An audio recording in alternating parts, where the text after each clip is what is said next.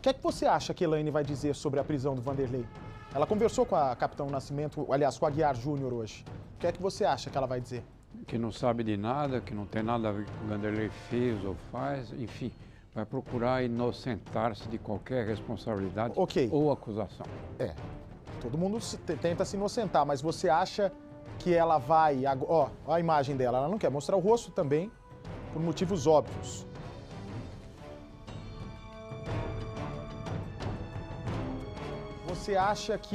Você acha, Percival, que ela ainda acredita na inocência do Vanderlei?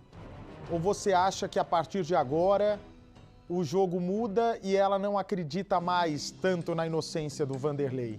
Eu acho que ela tem que admitir uma situação. O Vanderlei ficava lá no hotel com a Lucilene e toda noite saía para ficar com a Elaine. Dizia que ia trabalhar numa empresa e tal, mas passava a noite com a Elaine e pela manhã voltava para o hotel. Tinha uma relação íntima, fica claro isso aí, uma relação quase conjugal, mas dividida com a Lucilene.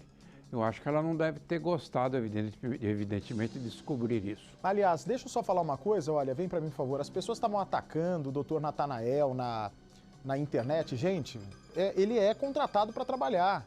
Todo mundo tem direito à defesa. Então não misturem o que o Vanderlei pode ter cometido com a postura do advogado, né? Ele está ali fazendo o melhor para o cliente dele. Ah, Bate, mas pode ser um assassino. Gente, mesmo se for assassino, ele tem direito à defesa. Não só no Brasil, como em qualquer lugar do mundo. E ele disse que se descobrir que o Vanderlei está mentindo, ele vai ser o primeiro a largar o caso. Falei para ele hoje que eu acho que ele está muito paciente, mas aí é critério dele. Aí é critério dele. Nossa equipe foi atrás da testemunha que desmentiu Vanderlei na delegacia. Um depoimento bomba para a prisão do suspeito. Se você puder passar o telefone do seu advogado, eu posso falar com ele, tá? É sem gravar, era só pra gente conversar mesmo. Em uma nova mensagem de áudio, Vanderlei apresenta outra versão para o dia do sumiço. Nós saímos, nós fomos lá para Leme, no forró lá. Nosso destino de hoje, a cidade de Santa Cruz das Palmeiras. Local onde Vanderlei buscou a testemunha naquele 24 de dezembro, às 3 da tarde. A mulher, que terá o nome preservado, estava em casa. Ela percebeu que era a nossa equipe. Então veio uma criança aqui na porta, deve ser filho dela. Disse que ela estava e foi chamar, ela veio aqui, pegou a criança e correu para dentro de casa.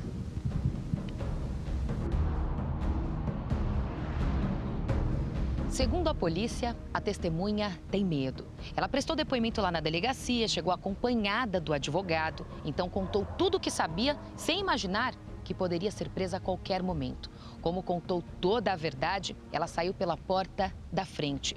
Só que mesmo assim, de acordo com a investigação, ela tem medo do que possa acontecer.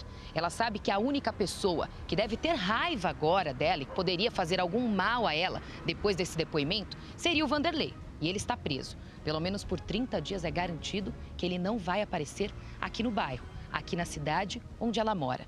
Mesmo assim, ela contou para o próprio advogado e também para o delegado que não sabe quem está por trás disso. Não sabe se ele agiu sozinho, se realmente foi o Vanderlei, se Lucilene está viva ou está morta. Então, por isso, ela tem medo do que possa acontecer. Medo de quem possa aparecer atrás dela, porque ela sabe que o depoimento foi crucial para colocar o Vanderlei atrás das grades. Até então, a polícia tinha algumas suspeitas, sabia que ele estava mentindo, mas não tinha uma comprovação de fato. Com o depoimento dela, a polícia tinha mensagens trocadas entre os dois, ele entrando em contradição, tentando orientá-la a mentir. Então, todas essas provas fizeram com que o juiz decretasse a prisão. Então, enquanto o Vanderlei está preso, está atrás das grades, a testemunha também se sente assim, presa dentro de casa, até que esse caso tenha um desfecho.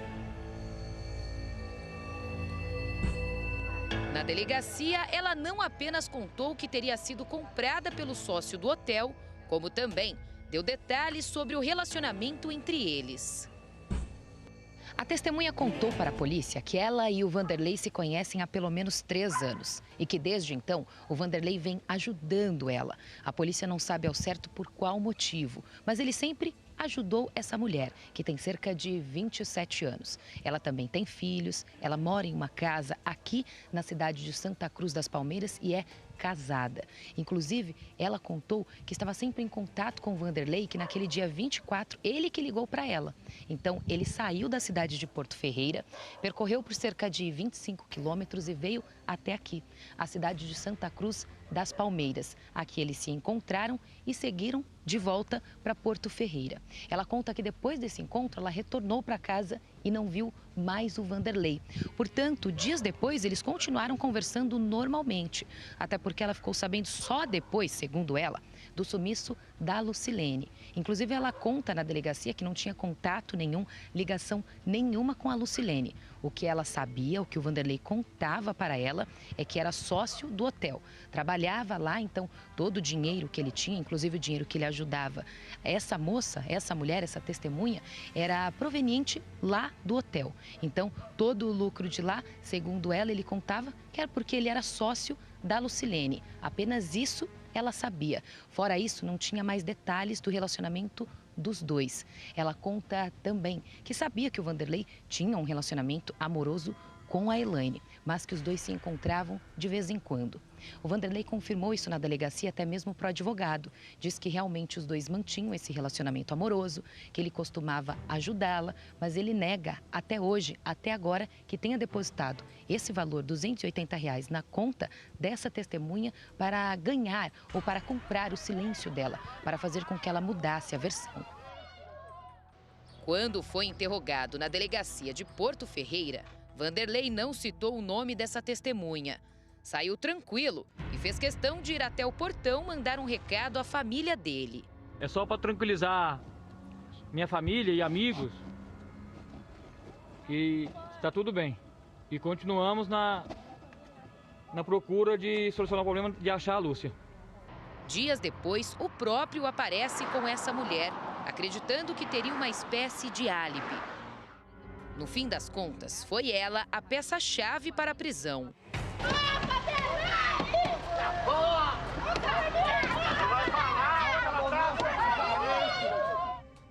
O novo áudio chama a atenção dos investigadores. Vanderlei conversa com o rapaz. E ela tinha combinado de passar o Natal com o Rangel, e não passou.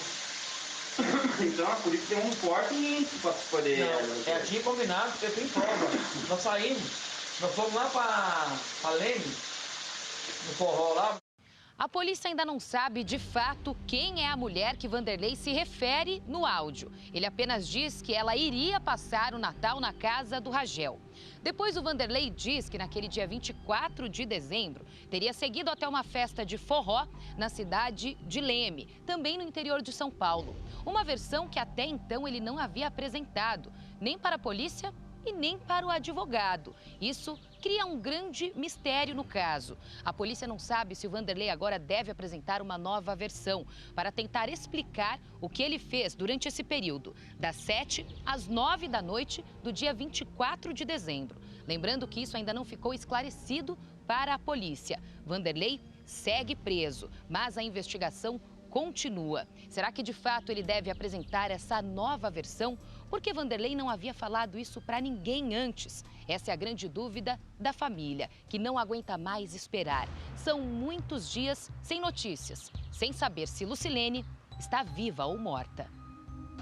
Mas ele nos mostra onde ela está, Deus, agora. Mostra onde está ela agora. Se ela estivesse hoje.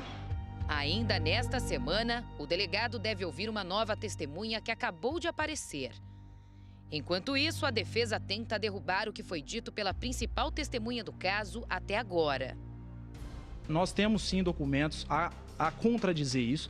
Eu, inclusive, já tive essa garantia da autoridade policial. Ela prestará esclarecimentos, ela deve prestar, até porque nós temos dados aqui, eu tenho documentos que, de alguma forma, comprova que ela omitiu dados. E nessa altura do campeonato, omitir dados, inclusive por se tratar de dados importantes a esclarecer os fatos, isso aí pode ter trazido um prejuízo muito grande para o Vanderlei, até porque, como o próprio delegado, a autoridade policial disse em uma oportunidade, se investiga o desaparecimento de uma pessoa. Nós temos sim, até o momento, alguns indícios, né, de um suposto crime, mas contudo, até o momento o que se tem é que houve de fato um desaparecimento.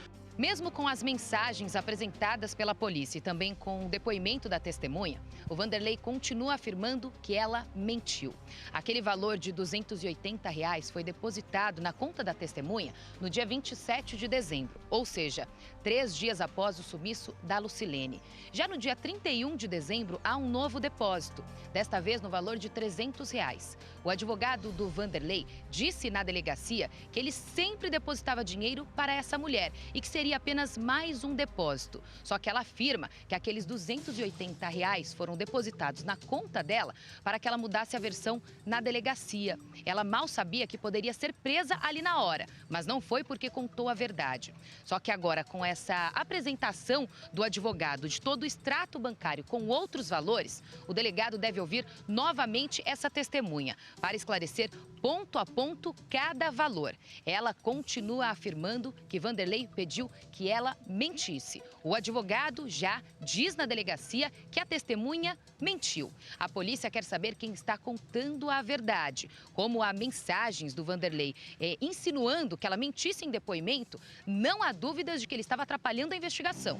Por isso, ele está preso. Mas o advogado, mesmo assim, gostaria de uma acariação entre o Vanderlei e essa testemunha para esclarecer, de fato, o que aconteceu.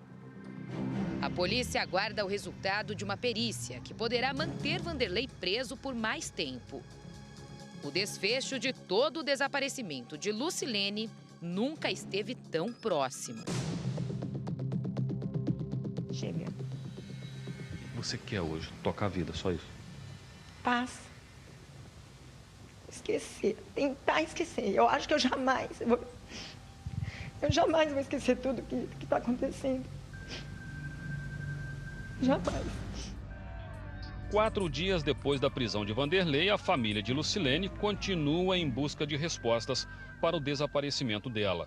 O mistério, que começou no dia 24 de dezembro, a cada dia envolve um novo personagem. Hoje fomos atrás de 2 pessoas importantes nas investigações: Exir, amigo de Vanderlei, e Elaine, ex-mulher dele.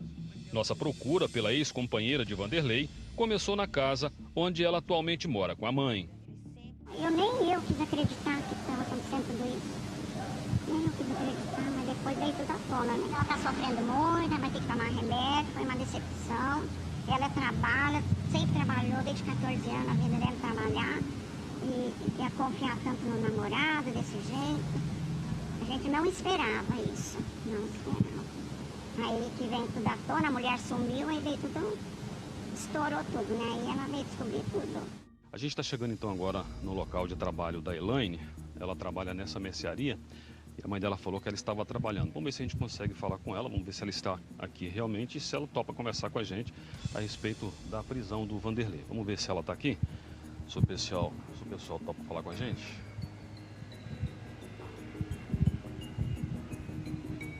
Boa tarde, moça. Você trabalha aqui? Tudo bem? Aguiar, Cidade Alerta, Record, tudo bem? Gerente da loja, a gente queria falar com a Elaine. Ela está aqui? Acho que ela está na outra loja. Onde que é a outra loja? Obrigado. A funcionária foi ver com o gerente onde é que a Elaine está para ver se ela topa falar com a gente. A gente estava querendo, na verdade, era falar com a Elaine. Será que a gente consegue falar com ela? Ela não trabalha mais aqui, ela está no outro mercado lá. Se a gente tem outra loja. É outra loja? A senhora pode passar o endereço de onde ela está para ver se ela atende a gente? A gente vai então na outra loja para ver se a gente consegue falar com a Elaine, o endereço está aqui, ver se ela topa falar com a gente sobre a prisão então do Vanderlei. Vamos lá?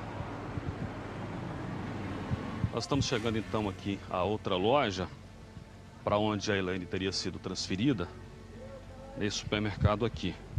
Vamos ver se ela está aqui no supermercado, para ver se a gente consegue falar com ela então aqui agora. Olha, a Elaine resolveu atender a gente, resolveu conversar com a gente, explicar toda essa situação, até entender o que é que está acontecendo, porque ela acabou sendo envolvida numa teia muito negativa. Vamos tentar entender, então, esse tempo que ela viveu com o Vanderlei, quem era o Vanderlei, ou pelo menos quem é a pessoa que ele se mostrou para ela. Vamos perguntar para ela aqui, inicialmente, Elaine, obrigado por atender a gente, né? Como é que vocês se conheceram? Nós nos conhecemos num local de trabalho, num abatedouro de frangos que tinha aqui na cidade.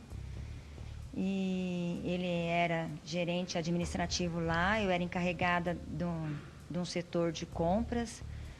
E foi lá que nós nos conhecemos. É esse Vanderlei que a gente está vendo hoje na televisão, como é que ele se mostrava para você? Não só para mim, mas como para a família dele, para todos os amigos, uma pessoa muito prestativa, atencioso, generoso, sempre querendo ajudar.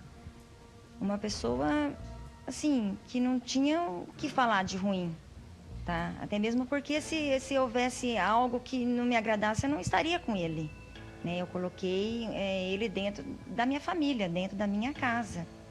Então, depositei toda a confiança nele. Elaine conta ainda que a vida de toda a família virou de cabeça para baixo, depois que descobriu as traições do ex-companheiro. Minha vida virou de ponta cabeça. Desde que eu soube dessa história, que o comecinho de janeiro, eu emagreci 6 quilos, eu não consigo dormir direito, eu não me alimento direito, não consigo me concentrar no trabalho. As minhas filhas, em relação aos amigos, minha filha está sem amigo na escola. Assim, eu perdi muito. Talvez tanto quanto a família da Lucilene. Elaine conta ainda que não acredita que Vanderlei tenha cometido um assassinato. Você acha que ele não mentiu também para você? Você ainda acha que ele não teve coragem de fazer alguma coisa com a Lucilene? Ele pode ter mentido várias coisas para mim. Mentiu. Ele mentiu, sim. Mas aí eu acreditar que ele tenha feito algo tão terrível assim, eu não consigo acreditar nisso. E eu não sei se ele, assim, seria capaz de fazer uma coisa terrível dessa. E por que faria? O que ele ganharia com isso? Eu fico pensando, sabe? Eu não tenho mais futuro com ele, entendeu? Se ele fez algo, ele vai pagar. O fato dele estar preso, ele já está pagando por erros. Ele já está pagando. Agora, por um crime, suposto crime, eu não quero ser injusta. Eu vou deixar para a justiça investigar, para a polícia investigar e tirar as conclusões dela. Me custa acreditar que ele tenha feito algo. Isso eu acho que não. Ela diz que está decepcionada com tanta mentira ao lado de um homem com quem viveu por 4 anos. Assim, eu quero agora que isso tudo se esclareça. Se ele for culpado, ele vai pagar. Se ele for inocente, ele vai sair, vai seguir a vida dele na terra dele, longe de mim, porque não tem como confiar numa pessoa assim, que mente tanto. Mesmo que ele não tenha feito nada com ela, para mim ele me machucou demais. Me magoou demais, mentiu muito para mim. Me enganou muito. Para você chega? Chega. Chega. Depois da prisão dele, você já teve o tempo para poder pensar, para procurar de novo a polícia, para poder conversar de novo com a polícia, para você se ver mais livre ainda dessa situação? Porque você tem medo, por exemplo, que ele acaba te envolvendo nessa situação? Já te envolveu de uma forma pessoal, né? Você tem medo da questão criminal também, já que ele mentiu tanto? Criminal, o meu advogado, ele me tranquilizou em relação a isso. Porque eu tenho álibis, eu tenho minha família, eu tenho fotos que explica, prova que eu estava na minha casa. Aquela testemunha que apareceu dizendo que era eu que estava no carro, aquilo lá é um falso testemunho. Essa pessoa vai pagar, você pode ter certeza. Eu vou esperar tudo isso acabar e cada pessoa que me prejudicou vai pagar, tá? Então, em relação ao novo depoimento, eu estou aguardando a polícia me chamar. Assim que eles quiserem, eu estou disponível. As minhas testemunhas, entendeu? É só eles me chamar que eu vou. Em relação à Lucilene, eu não sei de nada, não vou poder ajudar muita coisa nisso. O outro personagem emblemático dessa história é Exir, que se dizia amigo de Vanderlei. Ele teria feito uma reserva de 4 dias no hotel e chegou a dizer que esteve com Vanderlei por volta de 8h30 da noite. Mas depois mudou a versão e contou que esteve no hotel às 6h30 da tarde. Vamos ver se ele está aqui, se ele atende a gente. Boa tarde. Vanderlei, o Elzir está por aí, amigo? Elzir? Ele não está aqui agora, trabalhando? Que horas que eu encontro aqui? 2? Ele tem muito tempo que ele saiu? Não, acabou de sair. Agora é horário do almoço. Tá beleza então, obrigado, tá? Bom, informaram pra gente que ele já saiu pro almoço, ele não tá aqui. A gente vai voltar mais tarde então para ver se a gente consegue falar com ele.